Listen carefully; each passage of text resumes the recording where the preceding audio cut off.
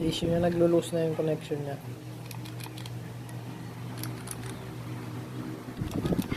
Papalitan natin ng battery, upgrade na rin.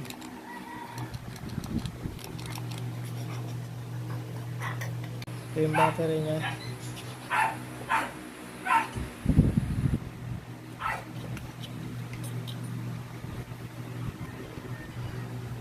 Bale hindi 18650 ang battery nito.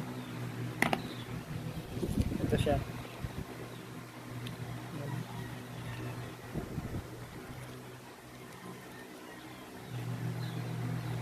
Bale ang stock nito 12 mAh lang. Ngayon papalitan natin ang mas mataas. Ito. Dodoblehin natin. 22 mAh.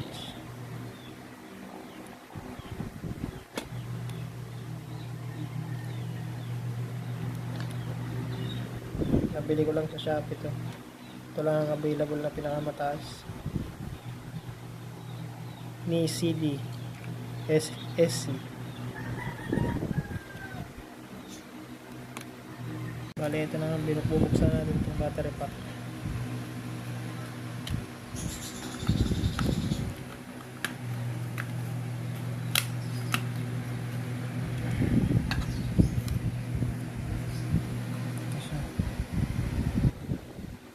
Bale, 12 pieces to. 1.2 volt per piece.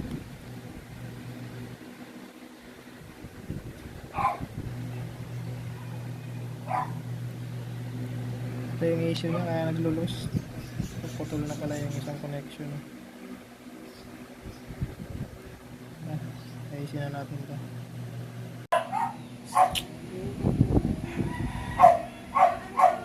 Bali, inayos ko na yung orientation niya. Series lang pa, series. Tinanggal ko yung dating naka-spot load. Tapos yun.